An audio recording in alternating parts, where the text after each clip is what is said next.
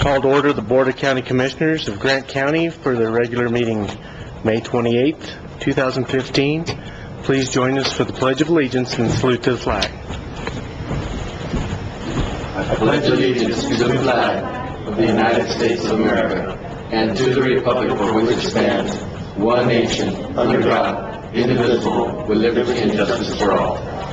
I salute the flag of the state of New Mexico, the symbol of perfect friendship among united cultures.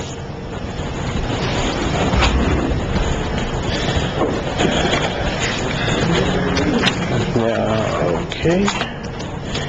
Next item on the agenda is the approval of the regular meeting agenda. Are there any changes that need to come? No? We did have a change from... we did. We added, the public preliminary hearing for the Loma Verde Assessment District. That was added from the work session, as well as the executive session.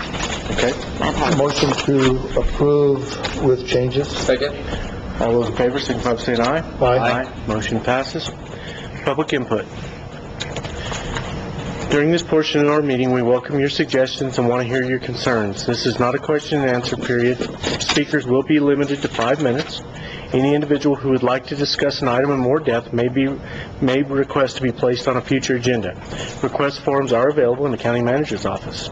So we are having a public hearing today too on the Loma Verde Assessment District. So if you're here for that, go ahead and save your comments for the Loma Verde Assessment District for that public hearing. So at this time, I'll ask for public input. Gabe? Good morning, Mr. Chairman, Commissioner. Yeah, turn on the mic for us. There we go. You're a regular, so you know it's Good morning. How's everybody doing today? well. All right, good. Thank you. So I wanted to just come and give you an update on where we were at. First off, let me back up. I'm Gabe Holguin. I'm the Fire and Aviation Staff Officer for the Gila National Forest, and I'd like to give you an update on where we are at in fire season this 2015.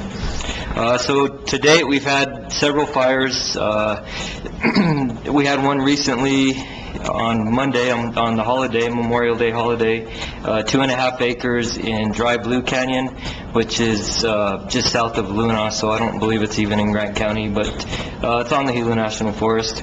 That's been our most recent activity. It's been a relatively slow season, and the predicted conditions are probably going to keep it that way. So what we're looking at for temperatures and precipitation for the next 8 to 14 days are above normal temps and above normal precipitation. So there's some possibility that we're going to get some heavy rains in the next few days, according to the El Paso Weather Service. So there's that's kind of looming out there, and these systems that are coming through are just putting a damper on fire season. It's been a relatively slow season. So just to give you an idea what we look at when we're looking at trends that kind of indicate where we're at in fire season, we use two of them. We use the energy release component, which is, we call it the ERC, and we use the 1,000-hour fuel moistures, which is just a percentage of the moisture content in our larger fuels that are larger dead fuels, so our big logs and that sort of thing out in the forest. So our ERCs right now are at 50. The average for this time of year is 80, and last year at this time we were at 90. So we're we're almost half of where we were at last year. So that's a pretty good indicator that it's a slow season. Our 1,000-hour fuels are ranging between 40 and 70% right now. This time last year we were in the teens. So that gives you an idea also. As far as resources go on the forest, we have our normal resources. We have 11 lookout towers for detection. We have 9 engines. We have 2 hotshot crews. We have 4 hand crews, and they're all available and ready to go, kind of itching to go. Slow seasons are kind of tough on them. They get bored. But as far as aviation goes, we have a light helicopter, a Type 3 helicopter, a Type 1 heavy helicopter. Both are out at Grant County Airport. We have a single-engine air tanker parked out there, and also an air attack, which is just an aerial platform that we use as an observer if we get multiple lightning starts, or if we need a lead plane for an air tanker. And so as far as heavy air tankers go, we have one available in Phoenix and one available in Fort Huachuca. So they're close by. If we need them, we can get them pretty quick. So we did bring down smoke jumpers. They got here. The airplane actually showed up day before yesterday, and with 20 smoke jumpers. And they're our normal crew that we bring down annually from, they come down from Idaho, Montana, California. So we bring 20 of them, and they're available, ready to go. They're actually out doing a practice jump right now at Fort Bear, just a proficiency jump, just to get ready for the season. So as far as local resources go, we've trained up about 100 local firefighters from Grant County. It's part of our SWIFT program, the Southwest Firefighting Program, and so they're called when needed firefighters. And so, like I said, we've trained up about 100 of them. Next week, we've added a new component to that. So next week, we're going to be training up 28 young men and women from Cobre High School to work as part of our camp crew. And so the requirements for this is they have to be at least 16 years old, between 16 and 18, and they can be a part of this camp crew. For this season, it's too late. We've already done all our recruiting and paperwork, giving them their notice that they need to take the PAC test and to be able to get trained up for this season. So, but it is a new part of our program, and I'm excited about it. We're getting some of our young people kind of started early, with some valuable skills that they can use down the road to make some money in the summertime. So that's all I had, unless there's any questions. Any questions for Gabe? Is there some reason it was just Cobre? What about Silver High? I made some efforts to get a hold of Silver High, and I was unable to connect with them in time, because there's a 30-day required notice to be able to take the PAC test. And I tried getting a hold of their principal and folks at the school, and was unable to do that. So we missed the 30-day window. We're going for next year? Yeah, absolutely. Yeah, next year, if this is successful, we're going to shoot for Cliff and Silver, and also we're going to look at Reserve and Camado. So yeah. It's a good program. Yeah, it is. So I have to think, Gabe, that the reason that we're not going to have a fire season this year is because I have about $100,000 worth of fuel down at the airport this year. And I thank you for that. practice run going really quick. We will, yeah. My inventory management's not going so well. Southeast Arizona is experiencing fire season. I just got a text that they have a new fire as of this morning that's about 75 acres, and they are flying air tankers and, helicopters and everything on it. So somebody's Maybe going they'll come over here and fill up. Right, yeah. Okay, thank you. Thank you, Gabe. Yes, ma'am.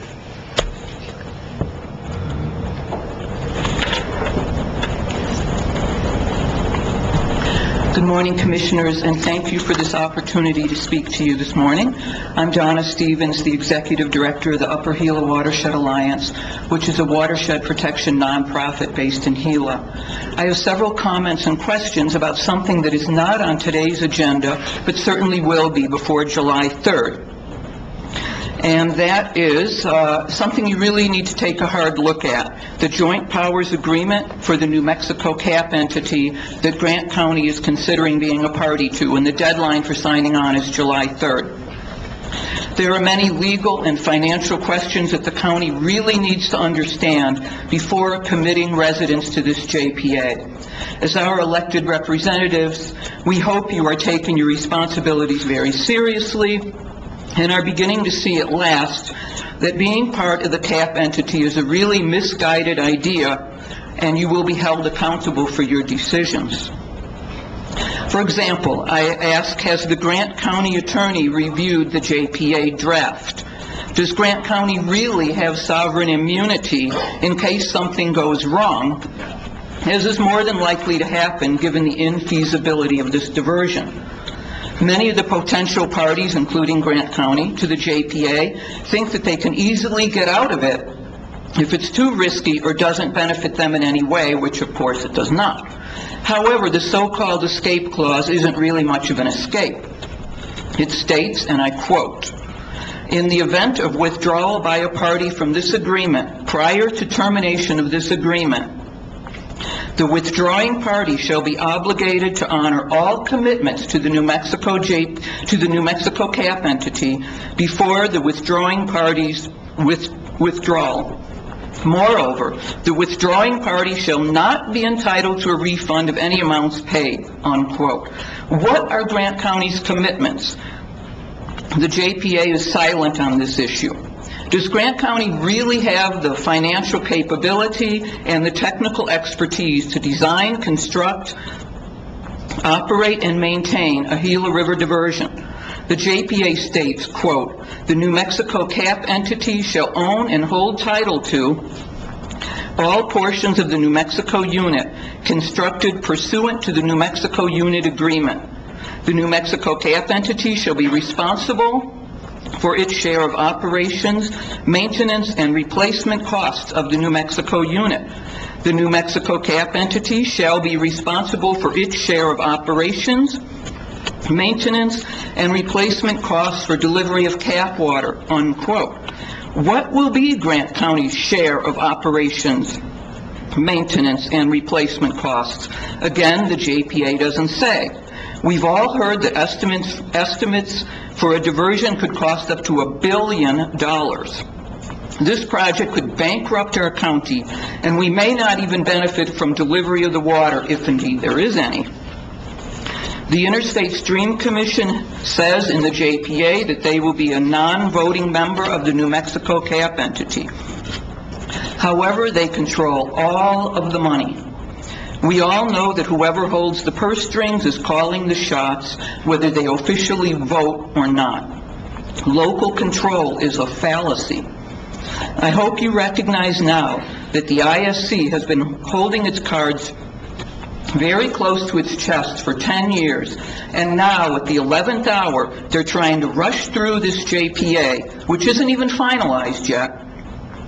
And this JPA finally reveals just how bad a deal this diversion is for local residents, as we've been saying all along. The JPA states that, quote, "Nothing in this agreement shall be construed as committing the state of New Mexico or the ISC to reimburse any expenses of the New Mexico CAP entity once the monies of the New Mexico Unit Fund have been exhausted," unquote. Again, I ask, can Grant County afford this New Mexico unit? Signing the JPA is basically signing a blank check. But it's not just your money. You're obligating every resident of this county. This seems untenable in a county where 16% of residents are already delinquent on their property taxes. Maybe you're thinking you can raise money by issuing bonds and levying taxes, as it says in the JPA. I ask you, how popular do you think that's going to be in a county where so many people already live below the poverty level? Remember the controversy over your gross receipts tax increase a couple of years ago and how it was ultimately voted down? The JPA is unclear on the taxing and bonding issue. Will the parties to the JPA issue bonds and levy taxes independently, or will this be done as the CAP entity? Donna, can you wrap it up? I'll wrap it up. You used your 5 minutes. These are all very serious questions that need to be answered. I hope you're doing your due diligence before signing on to this JPA, because people are paying attention. I urge you to cut your losses and refuse to be a party to this madness. Thank you. Thank you. Any other public input today? Dutch?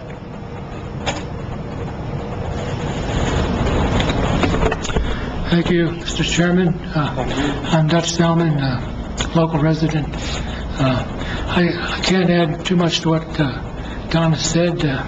She covered it completely, and I agree with her. I just make the point here that the ISC, I don't think, is our friend in this. They've construed this JPA to place all the responsibility on the local governments and leave themselves out of the backlash, if you will, that's sure to come.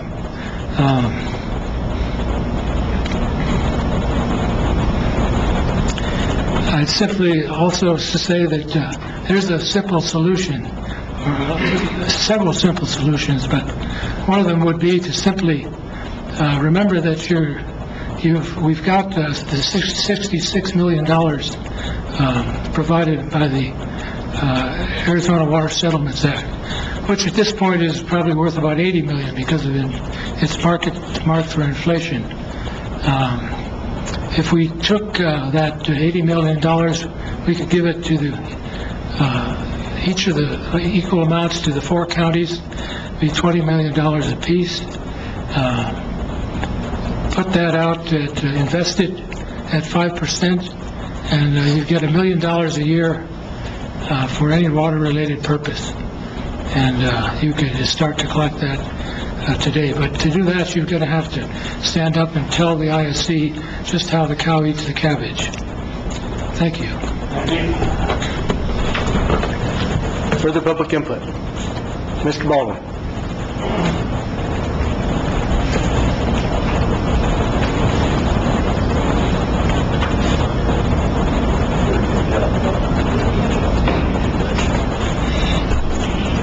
James Baldwin, county resident, District 3.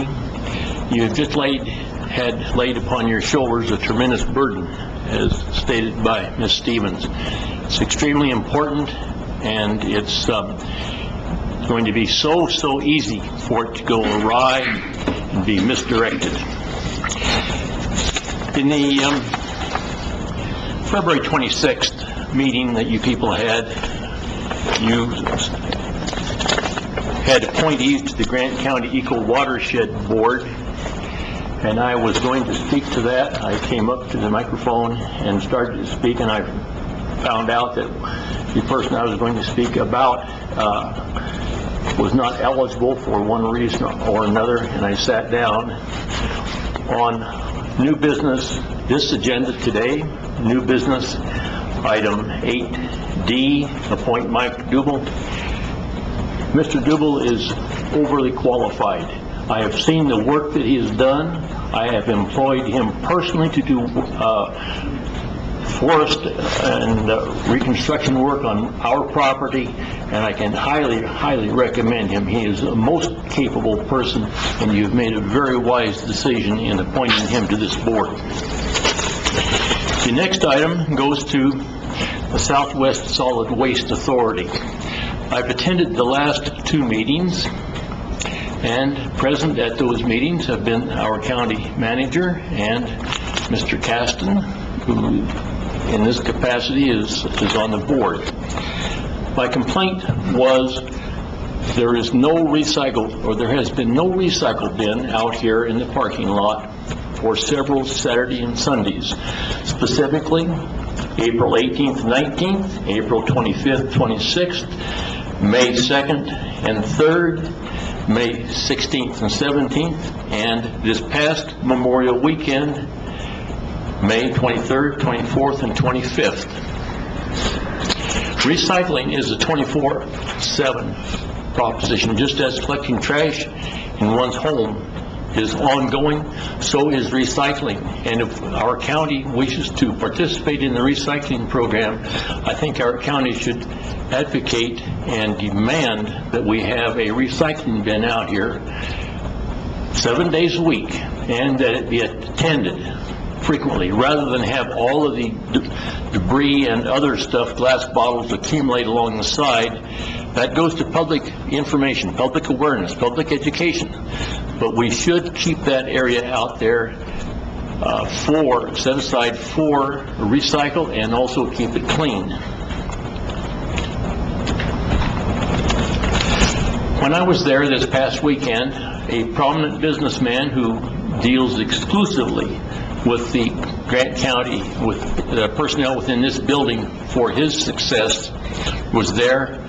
He shrugged his shoulders. What do I do? And well, we talked a little bit.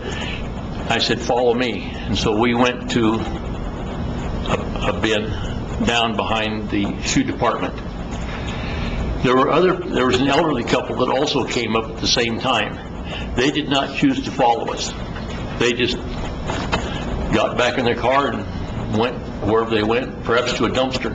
But this recycling needs to be attended to. If we're going to be recycling, the tail should not be wagging the dog. As it is right now, I see the people that work, the paid employees in that department, telling or dictating to the directors how to run the business. I spoke with Mr. Alex Brown on Thursday prior to Memorial Day about having the recycle bin out here. He said he didn't know, but he would see. I spoke with Mr. Caston a day or two before Memorial Day weekend. The same story. Well, the recycle bin was not out there. I don't know whether well, it's obvious to me that they are dictating to the board of directors how they are going to do it. I would suggest that their total salaries be reduced by the number of days that there is no recycle bin out here. Recycle bin is absent 2 days out of the week, that's 2/7. That their salaries and their budgets be reduced by that amount, because the public, to whom they are supposed to be responsible, is not able to recycle. The city and the county both get money from recycling. I hope that in the future we will have 24/7, 365, a recycling bin out here. Thank you. Further public input? Yes, sir.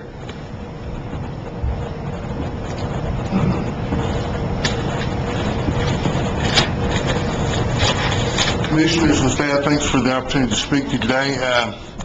The time that I've lived here in Grant County, I think you guys have done a very good job of having serious deliberations over the issues that have been brought to you.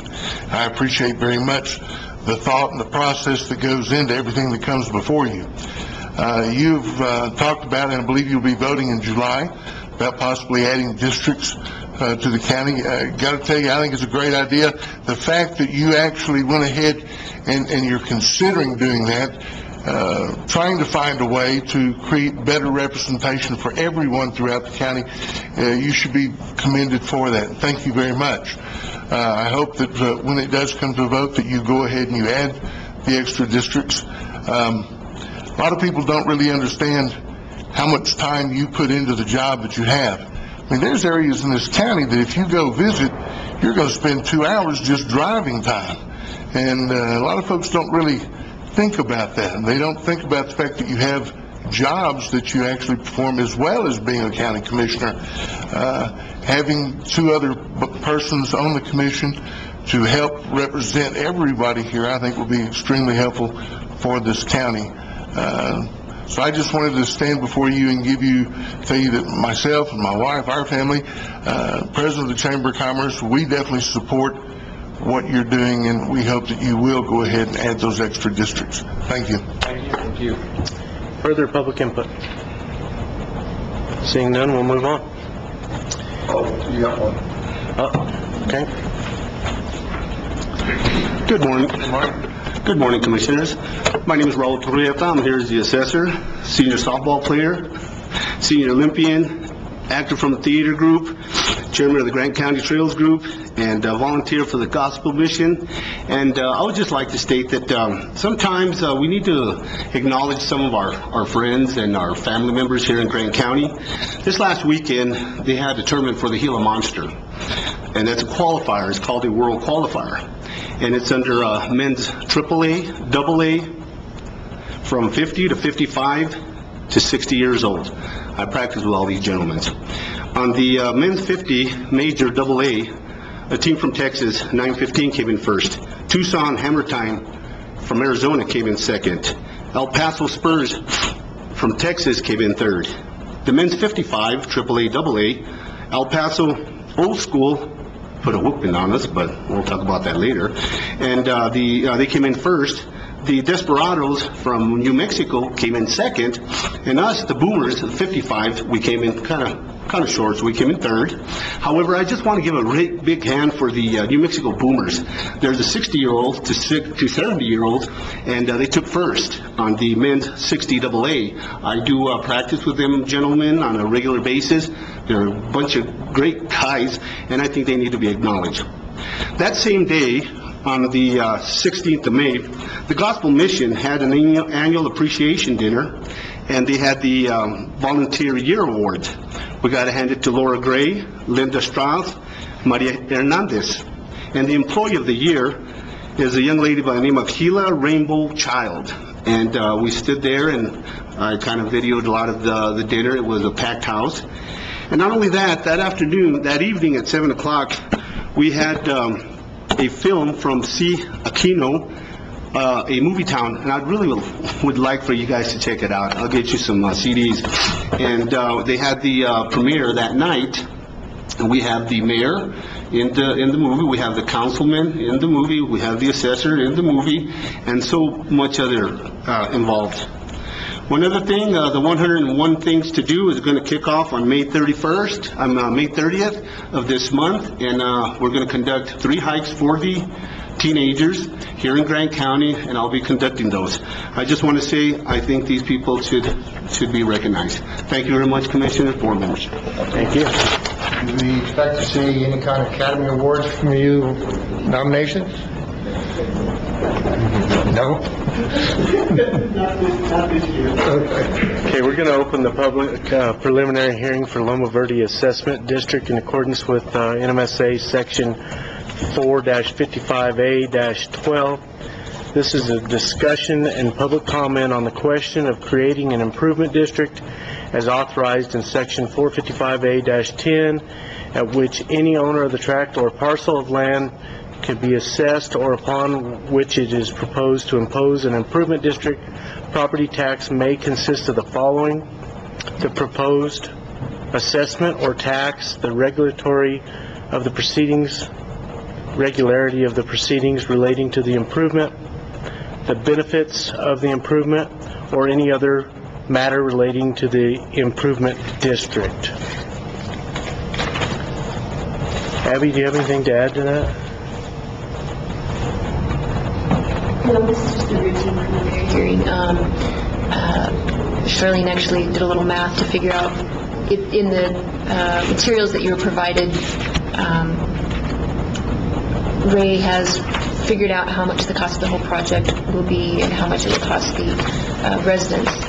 And Charlene figured out that it will be 44 lots at $2,585.43 per lot. Does that sound correct, Ray and Anthony? Okay.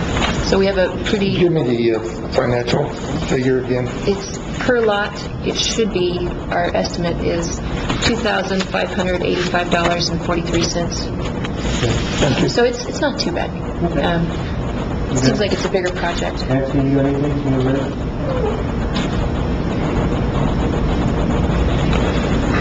Thank you, Mr. Chairman. The only other thing that I'd like to add is pursuant to the statute, any party does have 30 days to take a protest to district court. During that 30-day period, they can, after that 30-day period has ended, they waive their right to protest the assessment district itself. And we would like to mention also, what hasn't been mentioned is that the county, the way we did this assessment district was the way we did the prior one, and that would be for the county to assume equipment and labor for the project. And that's on the last page of the public notice that was given to the public, which is the cost of to be assumed by the county would be a total of $92,984. And so there are some other things that have to be done. We'll wait 30 days. We'll bring a resolution to the county the resolution will actually make the assessment district. I'm not at a loss for the word that I need to use, but that will be the final. That will actually provide the county with the legal document that says that we are forming the assessment district. And then after that, we'll try and get some final costs. Right now, because this one also adds engineering and advertising, the advertising alone is near $1,200 just for the required advertising that we have to do for this preliminary hearing. The engineering costs to this point have totaled $9,300. So there's some other associated costs that will go into the assessment district itself, and so we will have all of those costs. I will have an application to the New Mexico Finance Authority for the assessment district itself, so that the Grant County won't have to encumber any of those costs. And so, but I think that's all. Unless you guys have any questions, that's about all I have. Does anybody have any questions for Anthony at this time? No, Mr. Chairman, I just wanted to also just add on to that. Like I said, it's just an estimate at this time. I think Anthony's emphasizing that we don't have the final numbers now, so, but usually we're pretty close. It'll be pretty close.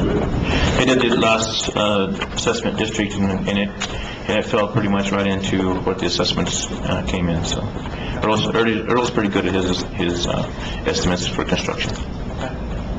All right, we'll stand by and we'll see if we have any questions from the public. Is there anybody from the public who would like to speak on this preliminary hearing? Mr. Baldwin?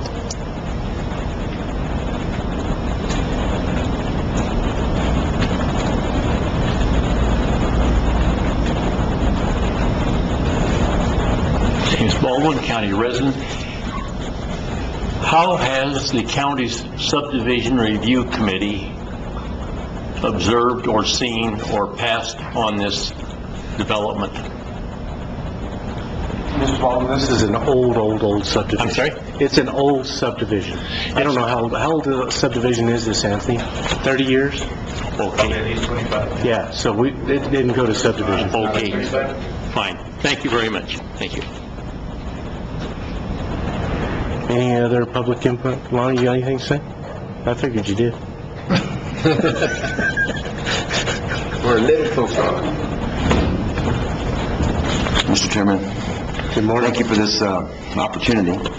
And I'd just like to say I appreciate all the help that you all have put into getting us to this point. I know that our people out in the subdivision are ecstatic to see that we haven't been forgotten. So I really appreciate it. And we do have some people from the subdivision here that for support. Unfortunately, you know, during the work day, not everybody can come out. So, but we really appreciate it. This is on the tracks. It's going to get done. So I appreciate that. Thank you very much. you betcha. So I guess I can ask Abby, what's the next 30? This is in 30 days. We'll have what? I don't have the statutes in front of me, Okay. I apologize. We can check with Ray. Ray is probably more familiar at this point with So what that stuff is. Anthony, in 30 days, you mentioned we'd have a resolution to vote on? That's correct, Mr. Chair. We'll probably try to bring a resolution the next time you have a meeting, as long as it fits within that 30-day period. Actually, the statute, if you look in your packet, on the second page is a copy of the statute. Was taken out. Item D explains the 30-day period in which they have to take it to district court if they would like to protest, and this is the owners of, and it also explains the right to waive that after the 30 days they waive their right to protest. So after that time is adhered to, then we'll bring the resolution, which I'm assuming that should fit in the time frame of our next commission meeting. We may have to have a special meeting because our next commission meeting will be on the 25th, and that won't be 30 days. We can do the next meeting after that. Well, but that's just putting them 30 more days behind it than that. I don't think that it says that we can't pass the resolution, that we have to wait that 30 days. So I would assume that would be advantageous to see if there was anything that came through before you actually pass the resolution, so we wouldn't have to rescind anything. Okay, well, we'll discuss that and figure out how to, because I don't want to make them wait another 30 days out just because they missed it. I would assume it'd probably be the first July meeting, whenever that would be. I don't think we're going to have a first July meeting. That's what my point is. Okay, again, gotcha. a normal meeting. Okay, thank you. Any other questions? Thank you. Okay, at this time, unless there's anybody else, we're going to close the preliminary hearing. Okay, it's closed. We'll go to minutes. Approve or disapprove May 14th regular meeting minutes. Mr. Chairman, I'd like to make the motion that we approve the May 14th, 2015 regular meeting minutes. There's motion is second to approve the May 14th regular meeting minutes. Any discussion on that motion? Seeing none, all those in favor signify by saying aye. Aye. Motion passes. Financial reports. Linda, you want to go over the financial reports for us? Thank you, Mr. Chairman, members of the board. You have an expenditure report in front of you for approval for the period ending May 21st, 2015, for a total of $547,549.21. Included in this packet is a total amount for AP checks in the total of $380,875.98. Included in that is a check to Ride Express in the amount of $23,993.90 for April fuel, a check to Hub International Insurance Services in the amount of $32,536, and this is for the Volunteer Fire Department's annual insurance policy. And there's also a check to Southwest Concrete and Paving in the amount of $17,740.20, and this is for the chip sealing project at the road department. And there's a check to Engineers Incorporated in the amount of $14,608.59, and this is for engineering services for the North Hurdy Sewer project. And also included into the expenditure report is payroll checks for the pay period number 10 in the amount of $206,673.98. Linda, can I get a motion on the expenditure report if there's no questions?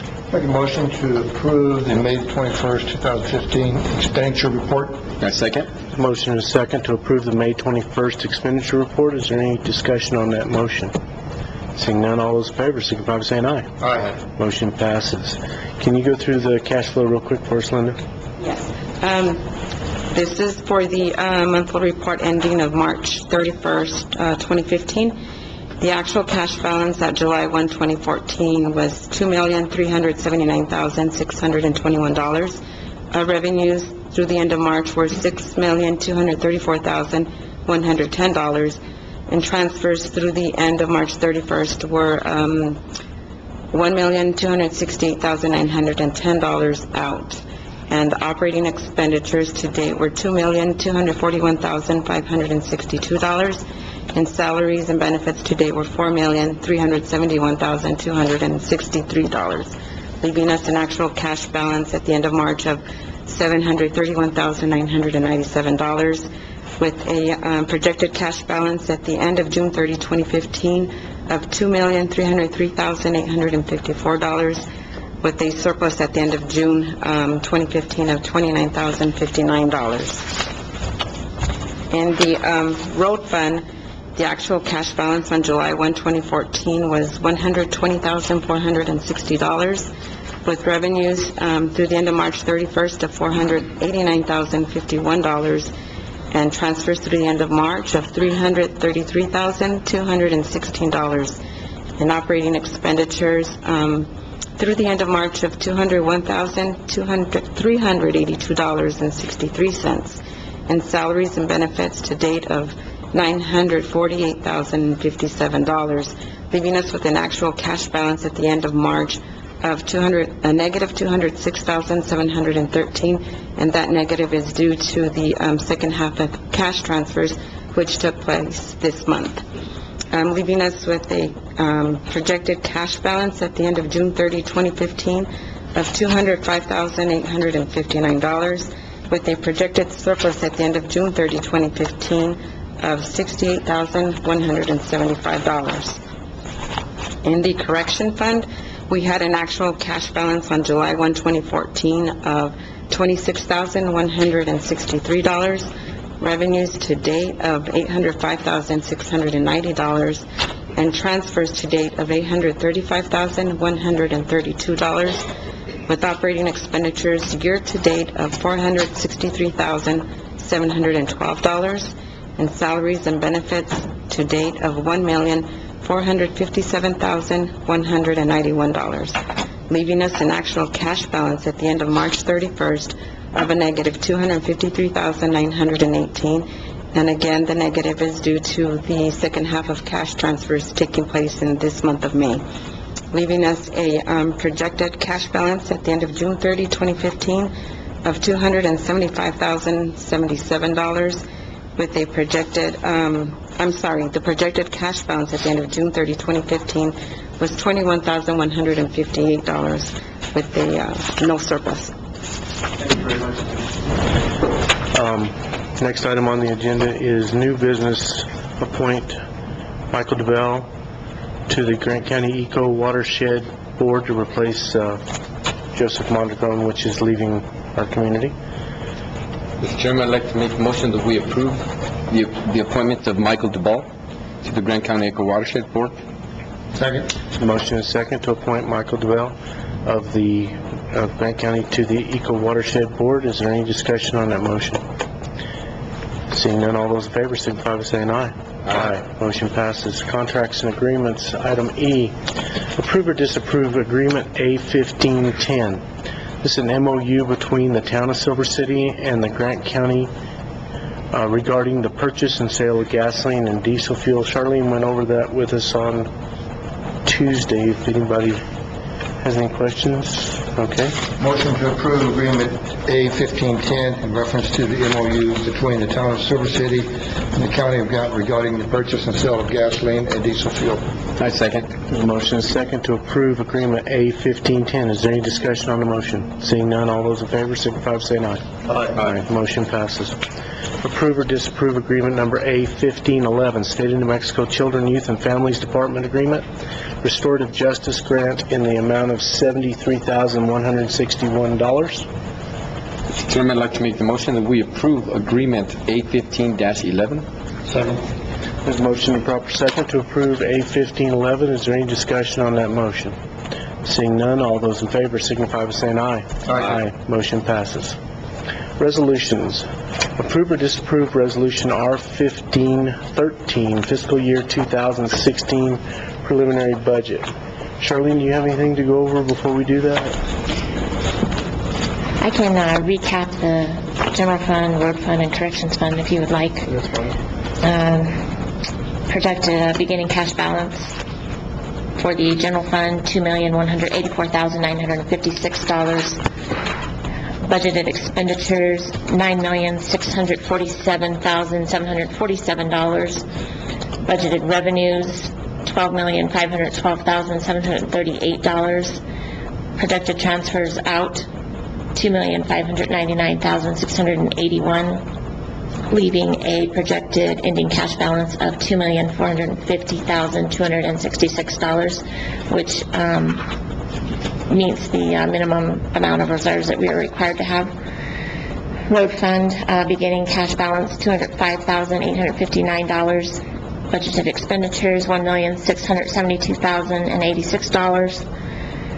Budgeted revenue, $1,182,783, with a transfer in from the general fund in the amount of $458,343, leaving a projected ending cash balance of $174,899, which also meets the minimum required reserves. In the corrections fund, beginning cash balance of $21,158. Budgeted expenditures, $2,667,298. Budgeted revenues of $1,146,000, and a transfer in from the general fund of $1,500,140. And I just might add that this is simply the preliminary budget. We have a couple months to fine-tune these numbers before we submit our final budget. This preliminary budget contains our best estimates of revenues and expenditures, and as I stated, we have met our minimum amount of required reserves, so we've met all the criteria set forth by the state for approval. Thank you very much. Make a motion to approve resolution R-1513, the fiscal year 2016 preliminary budget. My second. The motion is second to approve R-1513. Is there any discussion on this motion? Seeing I none, feel real comfortable with that. Good job to staff and, good job, Linda. Good job. it's a good conservative budget at this time, and we'll know a lot more about our revenue stream Yep. in the next month or so. Okay, any further discussion? Seeing none, all those in favor signify by saying aye. Aye. Motion passes.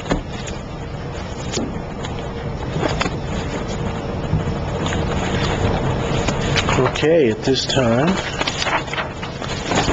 take a motion to recess the Grant County Board of Commissioners. So move. Second. All those in favor signify by saying aye. Aye. Motion passes. Call to order the Grant County Indigent and Health Plan Claims Board.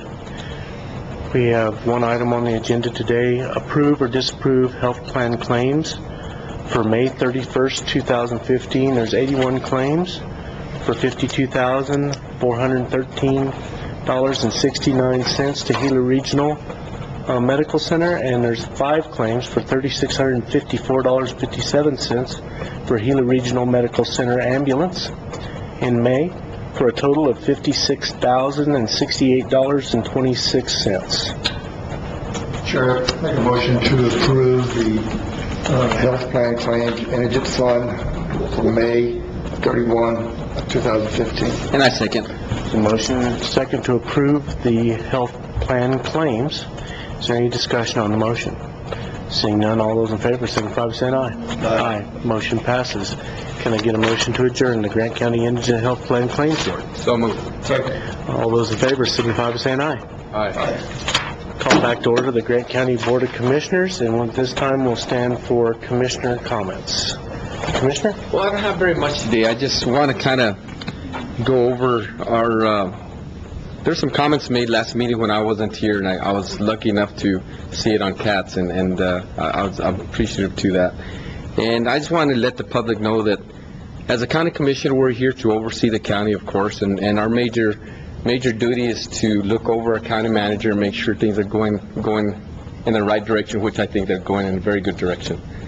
And I thank you very much for what you do, Charlene. You've done a really good job. But there were some comments made about us not visiting people's offices and micromanaging, and I'm not a micromanager. I mean, I'm not here to go and oversee every elected official's office. That is not my job. Everyone has their job. Everybody seems to be doing their job. And I'm not here to tell the assessor, the treasurer, the sheriff, or the clerk what to do. And I don't feel that I'm obligated to go and look and snoop into their offices.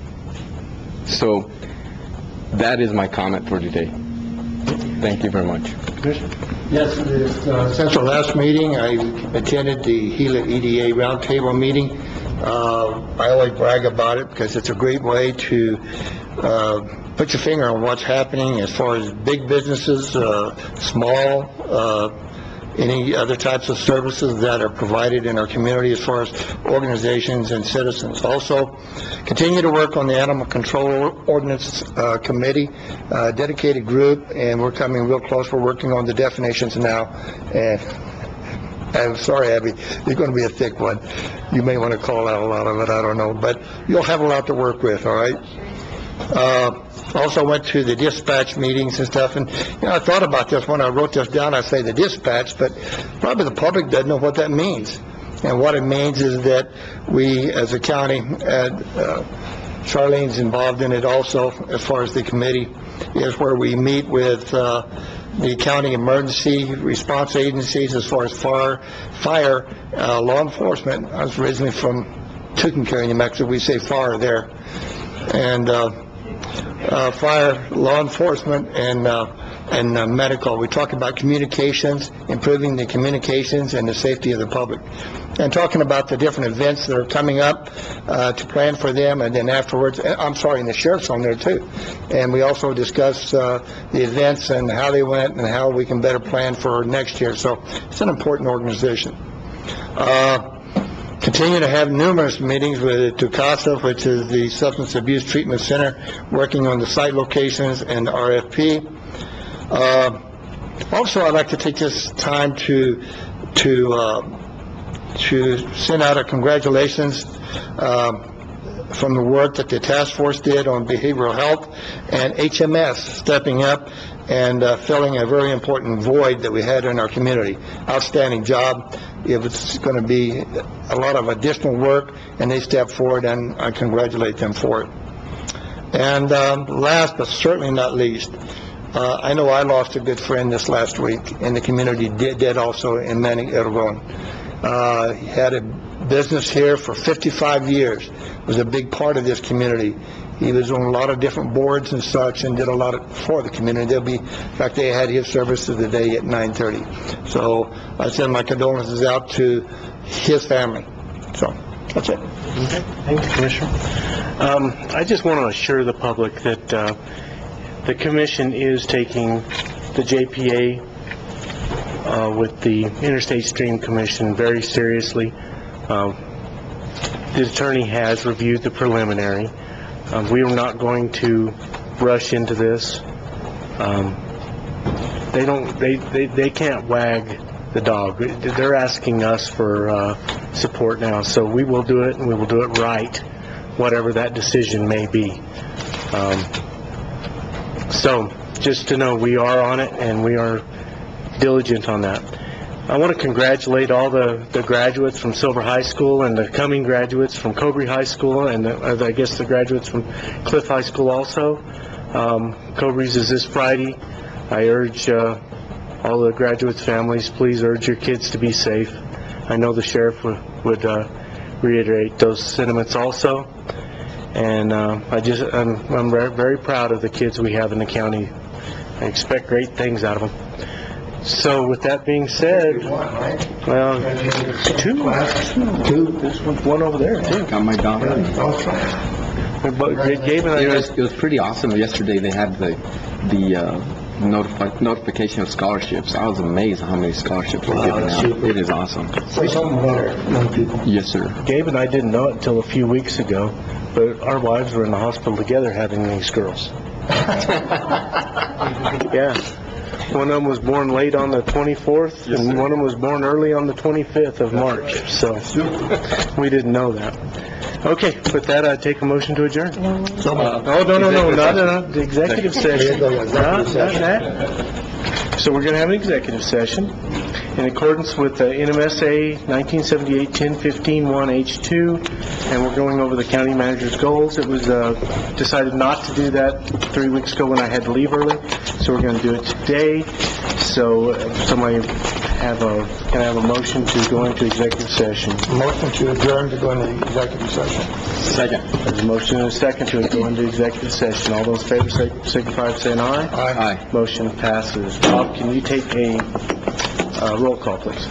Commissioner Ramos, are you aware that you'll be entering into executive session? Yes, sir.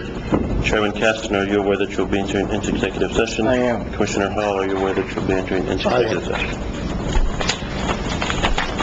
We are now in executive session. We will adjourn from executive session.